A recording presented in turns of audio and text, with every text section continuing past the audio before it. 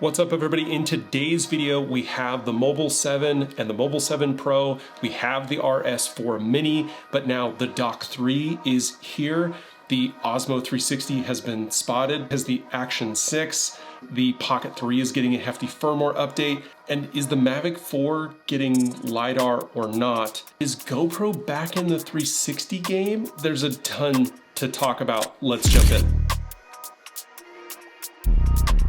We thought the end of 2024 was exciting for folks looking at DJI, but well, the beginning of 2025 has been just as exciting. What we're hearing is that the next few months will be pretty significant in terms of releases, starting with the Osmo 7 and 7 Pro. We did get two models, that was what we expected, the Pro and the non-Pro budget model. The Pro is going for $149 and the non-Pro version is going for $89. But there's a significant difference between these two models. The Pro model is coming with a ton of features, like the tracking camera, which I had assumed would also include gesture control, and it does for starting and stopping recording. We also have a fill light with adjustable color temperature, wireless microphone receiver for the DJI mic system, which I have to say, they're doing an excellent job in incorporating that into pretty much every product that they have, as well as power options using pogo pins associated with the clamp for the device. 10 hours of battery life, 5 if you're using the tracking system, 4 if you're using the tracking system and the light.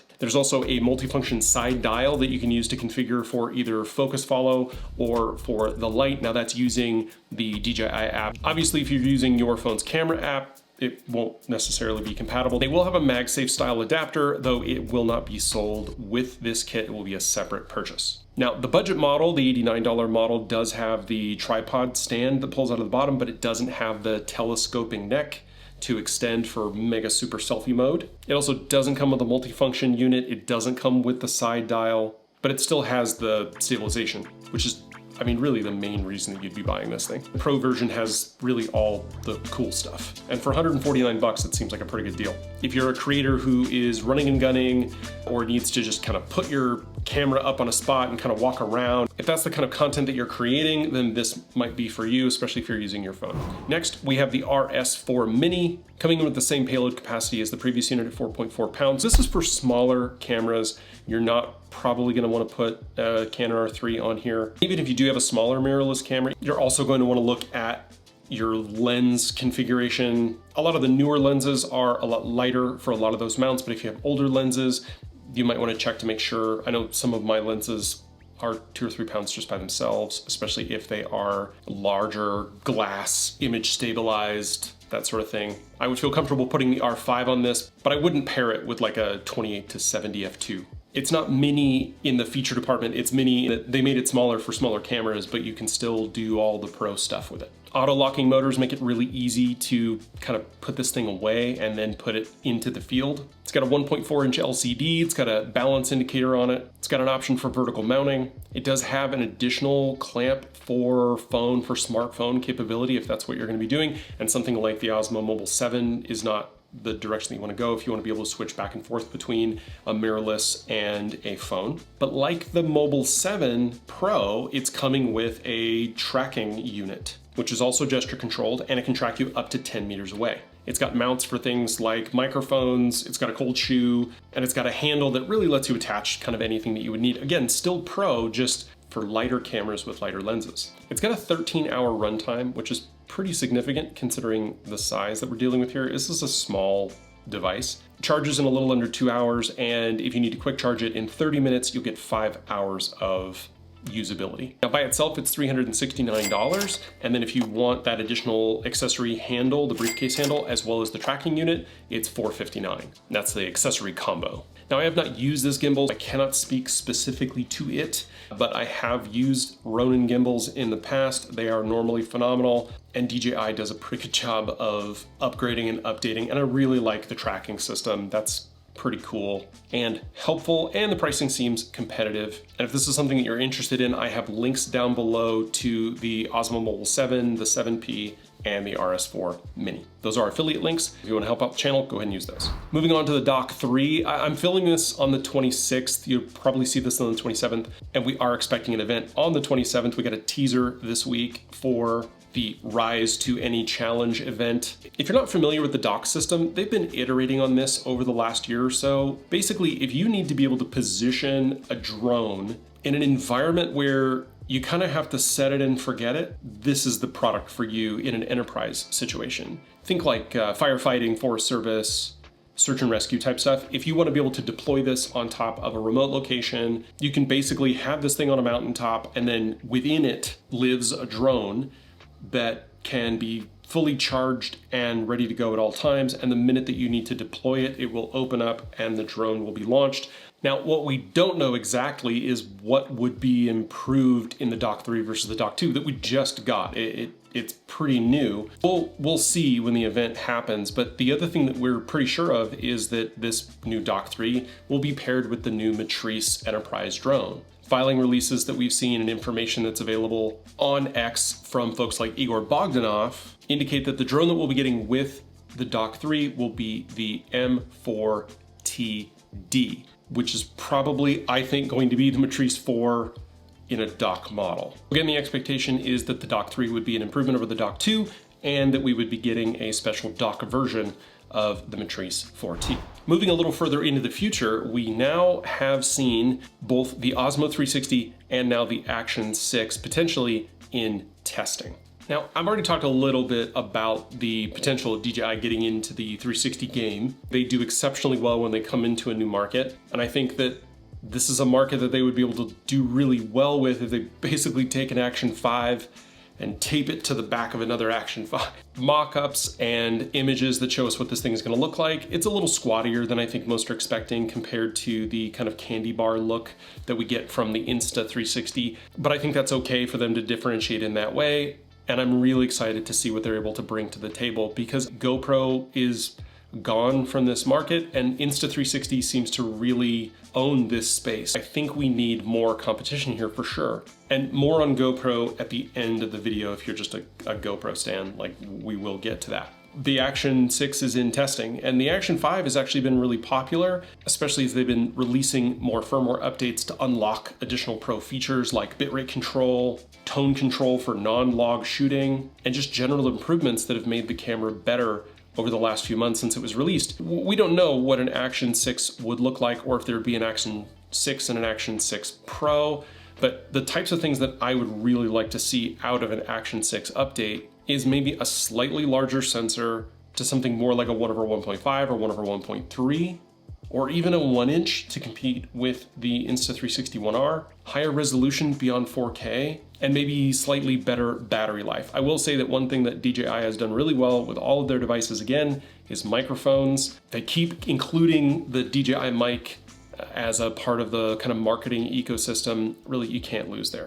Another device that has done really, really well in this ecosystem and is kind of an in-between the Osmo Mobile unit and the RS4 Mini is the Pocket 3. I see creators, especially photographers, who are using the Pocket 3 as like a second camera, not to mention creators who are using the Pocket 3 as like their main camera. The quality is phenomenal, the functionality is great, the stability is great, and now we have a firmware update on the Pocket 3 to add additional functionality. First, in this new firmware update is a mid-tele mode. This is kind of a crop-in mode, and this makes perfect sense. You get something and you lose something.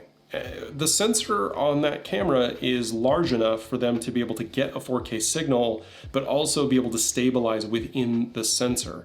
There's a lot of extra space around that sensor, a lot of pixels that they're using to create that stabilization, both with the gimbal unit, but also digitally inside the camera. All modern action cameras do this. All phones do this, really. If you don't need the active track movement, we'll crop in at that 40mm equivalent 2x crop, give you the 4K signal, and that's it. If you do a lot of moving around, you might see yourself coming out of frame and that sort of thing, but that's okay if you plan on keeping your frame stable, but you want to be able to step a little bit further away from the camera or have a slightly tighter view. Again, it's about options for creators. One other caveat to this is that your ISO would be capped at 1600. If they're not going to be able to grab the entire sensor and scale that down to add additional noise management, right? When you're zooming in to have more of a one-to-one on those pixels, that noise is going to be more noticeable. And if you go beyond 1600, probably that noise is going to be beyond what DJI considers usable. They've also added compensation for focus breathing, which is something that you get on, mirrorless cameras and DSLRs and, big boy cameras. The fact that this teeny tiny little camera is going to have focus breathing compensation is pretty cool. When you focus from like a near subject to a far subject, sometimes you get what's called a breathing effect, where technically the view changes, your perspective changes just a little bit, and they're probably doing some digital cropping here to eliminate it. And what they've been able to do is simulate from focus distance X to focus distance Y. They know that the lens is going to do a certain amount of breathing, and they're going to crop in or zoom out to effectively eliminate that in your footage, which is super cool. Again, this is a feature that you normally only see in big pro cameras. Next is D-Log-M, 10-bit video for the webcam mode. If you're using the Pocket 3 as a webcam and you want to be able to put that footage into, live or not, your broadcast. So let's say you're using OBS. OBS supports LUTs. Let's say you're exporting a 10-bit video signal into OBS, like I am right here. Let me show you here. I've got a 10-bit signal in here, and what you can do is you can actually go into your filters panel and you can apply a LUT. And right now I've got the Canon Log 3 LUT running on my live feed, and you can see that if I bring that down, well, that's what the log footage looks like. And then I could stream this out. But having the additional 10-bit video gives you better quality, and in D-Log-M with that LUT, you can do all sorts of cool stuff. Again, another pro level feature now added to this teeny tiny little camera. Lastly, this update for the Pocket 3 is also coming with an update to the Mimo app, which is allowing you to do downloads in the background, as well as screenshots for videos as either static photos or live photos, depending on the phone that you have. And obviously with any firmware update, it's also coming with like bug fixes and stability and all that sort of stuff. If you have a Pocket 3, if that's your main content creation device, go ahead and go update it now. All right, next we've got a photo from our good friend Jasper Ellens, X27 over on X, he's got this photo of the Mavic 4 Pro, and there are these little nubs on the legs. And I don't know about this. Are they lights? Are they infrared sensors? His question is, and it seems to have the internet up in a tizzy, is this Lidar? Because we think it's coming with Lidar. The Air 3S came with Lidar. The Flip has Lidar. But when you look at the Mavic 4, it's hard to see where the Lidar would be, since that entire front element is imaging. It's all sensors. It's all cameras. And we've got those 180-degree fisheye lenses that are going to provide obstacle avoidance on the top and bottom. But we also know that low light performance is going to be huge for this camera, just like it's been for other DJI cameras recently, their camera drones. How are they going to incorporate Lidar into this? And the image that Jasper is kind of indicating is that this might potentially be a Lidar sensor. Lidar allows us to have extremely accurate, low light, time of flight kind of understanding of our positioning when there just isn't enough light for the lower quality, lower resolution, normally black and white sensors that provide obstacle avoidance to really function. And like on the Air 3S, where the Lidar faces forward, that makes a lot of sense, because normally if you're flying into something, you're gonna fly forward into it. It's just more precise for obstacle avoidance. We just don't know where they're gonna put it yet. Okay, last but not least, I said that I would mention this, GoPro. We talk a lot about DJI on this channel. I use a lot of DJI products, but I like GoPro products. I like Insta360 too. I use a lot of different products. My Insta360 X3 is actually off getting repaired right now because I scratched the lenses. And I'm still rocking a GoPro Hero 8 Black. It's a great camera. But as we talk about the Osmo 360 and how it stacks up against the competition, GoPro is really the notable exception in the 360 world, because the Max 360 has really kind of been left for dead. An update to that line would be super appreciated, I think. And I don't think that they would have to do a lot. I think really if you just can bring the quality and the features that we have in the most recent GoPro, and again, just kind of slap another one on the other side, I think we would have a super cool and compelling product. Well, GoPro gave us an update, but I don't know if I would actually call this an update. This is a refresh. Basically, they took the Max 360 that we've had and they did two things to it. Number one, they changed the battery that comes in the box. It's the new Enduro battery, it lasts longer. The second thing they did was they updated the mount, that it's now compatible with 1/4-inch thread mounts on tripods. And that's it. That's the update for $349, right? This is a 6-year-old camera. This was released in 2019 and effectively has many of the same internals as what we found in the GoPro Hero 8 Black. It's running the GoPro GP1 chip, which was high performance in 2019. It's gonna have the same microphones, it's gonna have the same USB-C 3.0 controller, and the same 2-inch screen. Now, 2 months ago, the creative director over at GoPro said that we would be getting a GoPro MAX 2 in 2025. Now, I don't think that's what this is, because they haven't rebranded it. This is just a refresh. Bigger battery, it's got the mount on it, and they've updated the app. But we were also promised more cameras last year, more software. There was a lot of promises for 2024 that never came through, and here we are in 2025, and this is the first thing that we see from GoPro is this update to the Max. Why would they be retooling the hardware on a 6-year-old camera if they're planning on replacing it with a new one this year? I don't know, but I think that Insta360 is gonna have a great competitor in DJI, and I think GoPro is still in trouble. So that's it for the news, but here's what I need from you. I wanna know down in the comments, number one, where do you land between the Motion 7 and 7 Pro with your phone, the Pocket 3 with its firmware update, or the RS4 Mini with its improvements and updates that we're seeing for smaller camera using creators? Let me know where you land in that, or if you're just like, no man, I'm off with the RS4 Pro and I've got a huge cinema rig. I'm flying my Karma drone. Also, I wanna know if on the Mavic 4 Pro, do you care about Lidar? Is that important to you? Are you going to be doing a lot of late night flying where bouncing into stuff would be a potential issue? If so, let me know down in the comments.